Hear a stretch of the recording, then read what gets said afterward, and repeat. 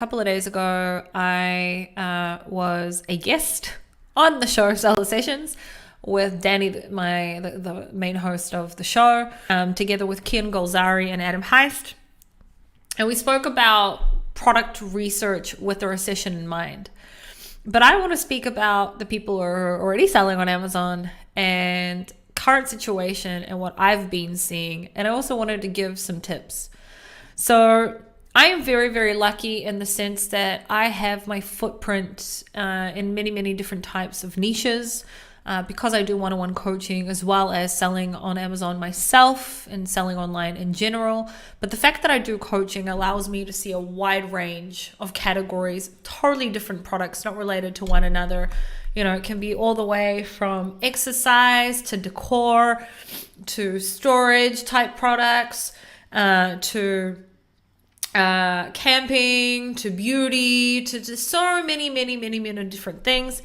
And it's interesting to see there's a certain shift that I've seen that has also almost been now the type of people I usually don't sort of coach, or they don't really come to me for coaching, are the really hardcore typical Me Too types of products. So for example, you know, the people that sell like, I don't know, phone cases or a garlic press. Those types of people don't usually come to me. But anyway, the point is that I've had a lot of panicky calls in the last month. A lot of people who have seen a decrease in sales. Some it would be 10 to 15%. Some it's been all the way up to 50%. And also it depends on what you're comparing it to, whether you're comparing it to pre-COVID or whether you're comparing it to last year, which would have been COVID. And then the certain shift that I've seen in the last month has been that products that would usually be more design dependent, which I usually call it, may have become suddenly design and price dependent. And I just want to say I'm sick. I've got a really bad cold. So if you hear the sniffling once in a while, I'm really sorry. There's nothing I can do about it. Anyway, so let's talk about that. So I say that there's usually, I've said it many times on, you know, both my YouTube channel and on Seller Sessions, products are usually either price dependent, review dependent, or design dependent. And what that means is when the buyer goes through the buying decision and they need to decide whether they're going to buy you or someone else, or they're even going to click on you or someone else, usually there is something within that niche where it's either whoever's the cheapest usually gets the most sales, whoever has the most reviews. That's a lot of products that can be like beauty products, baby products, supplements, things like that. Not only, but many do rely on reviews in those. And then there's products that are design dependent, where it doesn't matter if you have 0 reviews. It doesn't matter if you're obviously not 100% more expensive than everyone else, but you can be 20, even 30%, sometimes 50% more expensive than everyone else.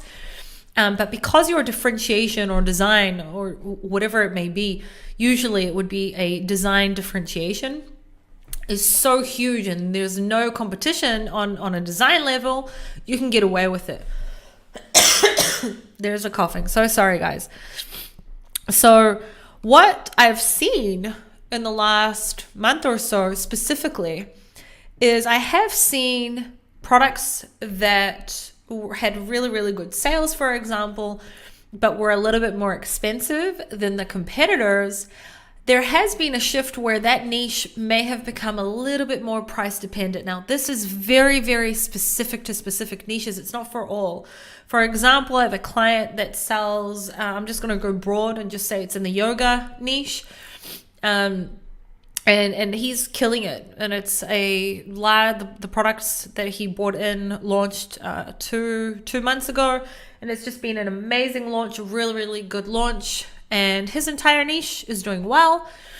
We're also seeing other people who have launched recently or who have already been selling for a long time, and that increase that they've been waiting for hasn't come.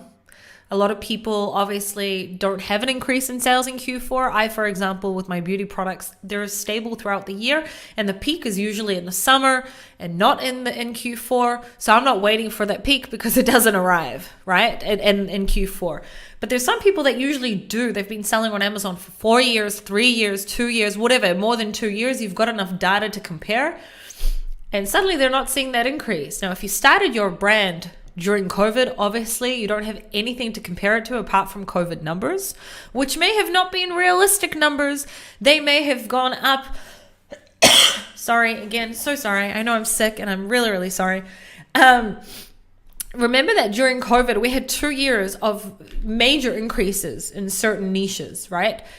We did speak about this in the last podcast where Adam Heiss brought up a image and he showed how the numbers, certain numbers compared to search volume, compared 2021 compared to 2022.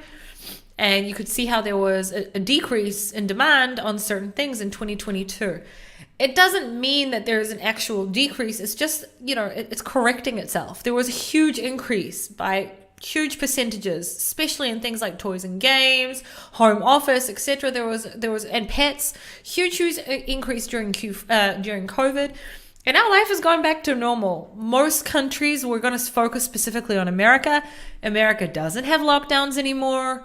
People are losing their jobs. It's totally not funny, but there's already tens of thousands. Yes, America's huge, but it's only getting worse. A lot of people are losing their jobs. The economy, it's going through a recession. Demand has gone down compared to COVID. So there's a lot of people sitting there waiting, expecting COVID numbers where it's not going to be COVID numbers. That's one. Two, maybe you're not waiting for it to compare to COVID numbers. You're just waiting for it to compare to before, and it's not. So I don't know. I don't know what your product is, so I don't know what the main reason for that is, but I did want to give a few things to look out for. So number one, I want to say that you need to realize, one of the biggest mistakes I find with sellers is either when sales go down or something happens to their listing, they don't look at their niche, their market, or their competitors. They just look at themselves. They're like, my sales have gone down. Okay, it must be the PPC. Okay, it must be my listing. And they don't look at the competitors. They don't go in and type in the search term, look at the niche, and see if anything's changed. They don't do that. In order to understand why your sales have gone down, you have to look at your market as a whole. You need to see what the competitors have done. Has something happened in the niche? Has the demand go down, right? Don't only use Helium-10. Also go in and look at Amazon's numbers, right? You can go in and you look at the brand analytics. You can go in and you should be going in and using also the search query performance dashboard, which you've spoken about both on my YouTube channel and in the Seller Sessions one as well. Go in and look at the numbers. Compare them, the search volumes, to last year. Compare them to on years ago. If you're someone who tracks search volume, I've been selling since 2016 and we track search volume. So if you track search volume, great, you have something to compare it to. If you don't, go back and have a look at whatever tools you use as far back as you can and have a look on that. And you need to understand, has the demand gone down? Has something happened within my niche? Have competitors put down their pricing? Has something happened to competitors giving better value? That yoga product that I spoke about that's doing a really great launch. I asked myself, why is the launch so good compared to other products that I've been a part of their launch in the last couple of months? And I've come to the conclusion that it's the value for money. It's a bundled product. There's more differentiation than just the bundled, but the fact that it is bundled and the price is still very, very attractive because it's still a profitable price. I've come to the conclusion that's a part of it. So it's not only a beautiful, beautiful design, but we've also, we've solved a headache for the customer needing to buy multiple things. And also it's great value for money. And that's the reason why I believe it's been doing so well. I've seen a shift currently where people want value for money more than before.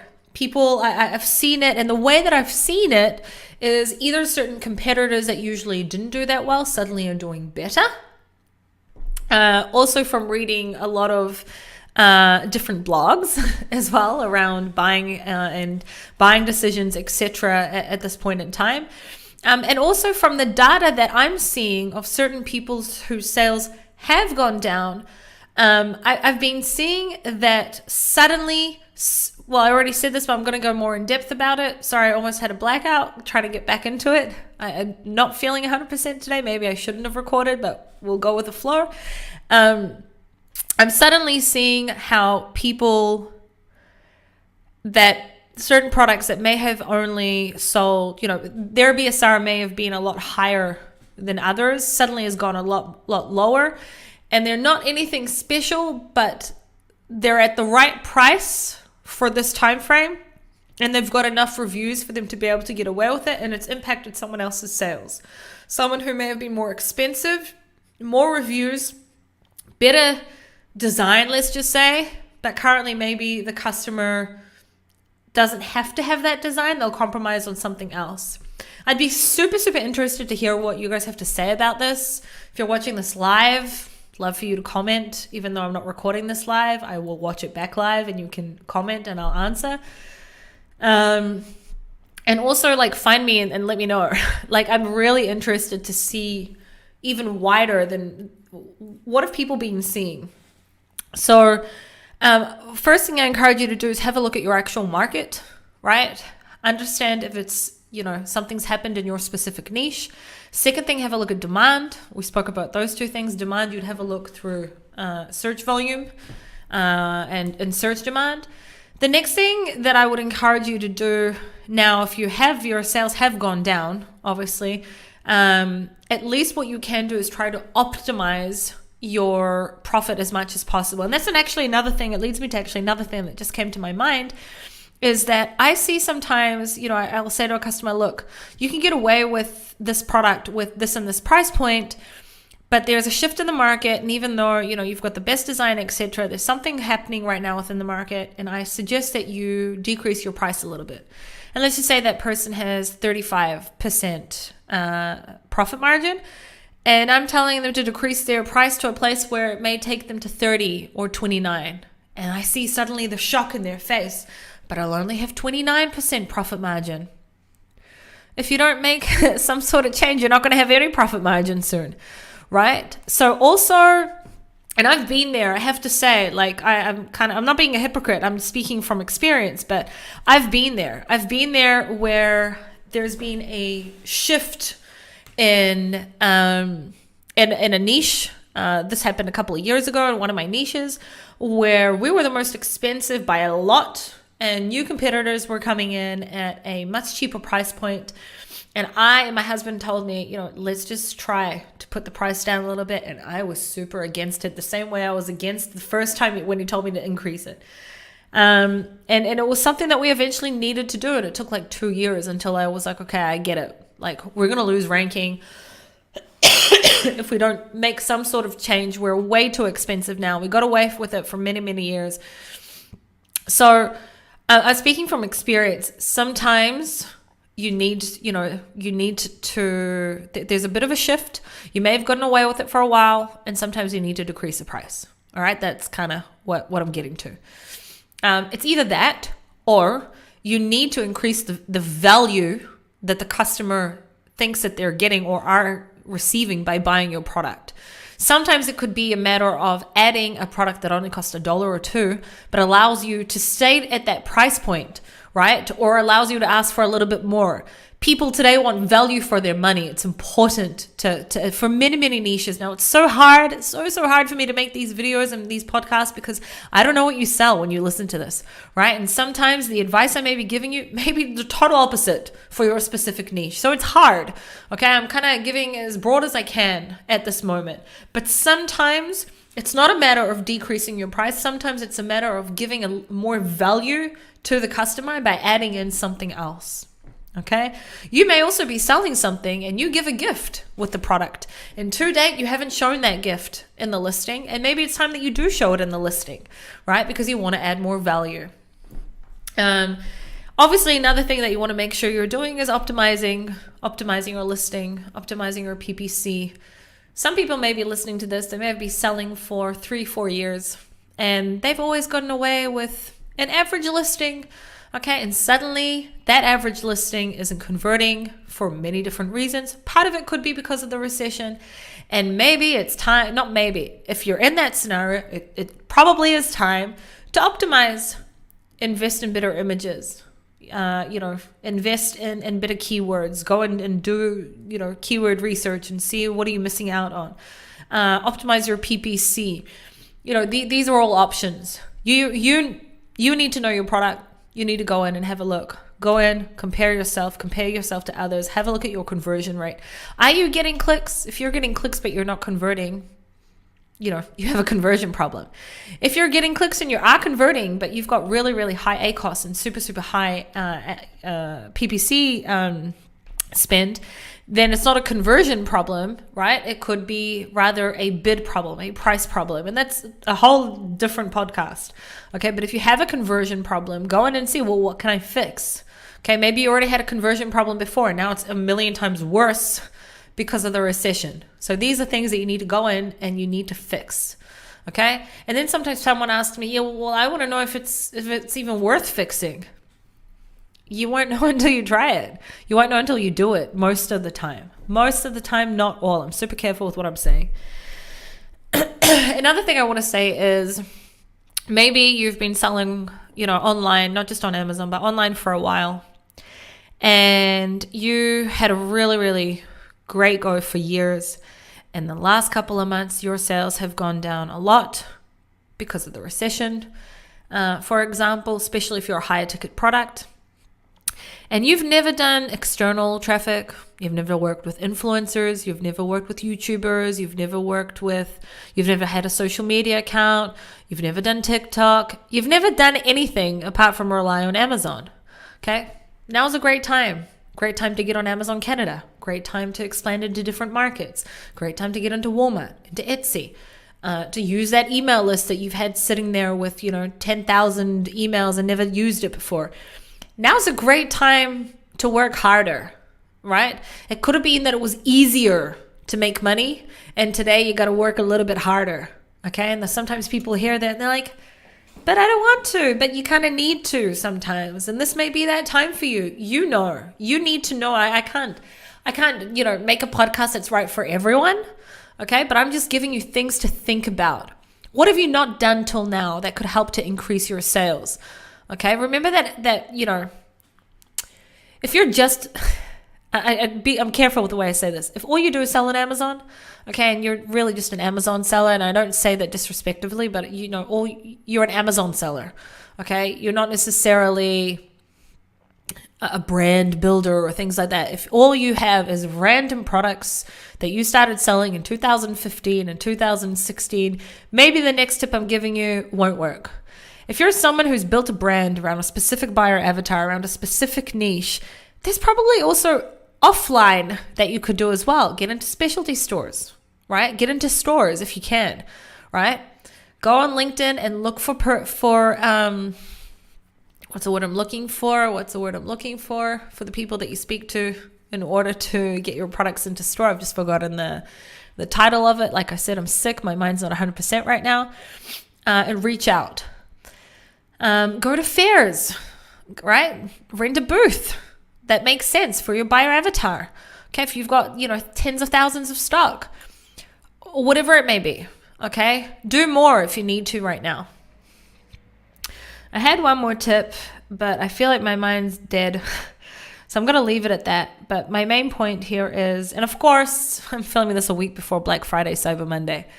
I did say before the October Prime Day that it'll be interesting to see how this November goes, because we're after October Prime Day, before Black Friday, Cyber Monday.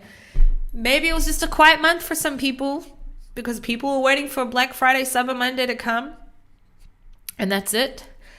And maybe this is what it's going to be like for the next couple of months, years, I don't know. Okay, I'm not God. I can't, unfortunately, tell the future.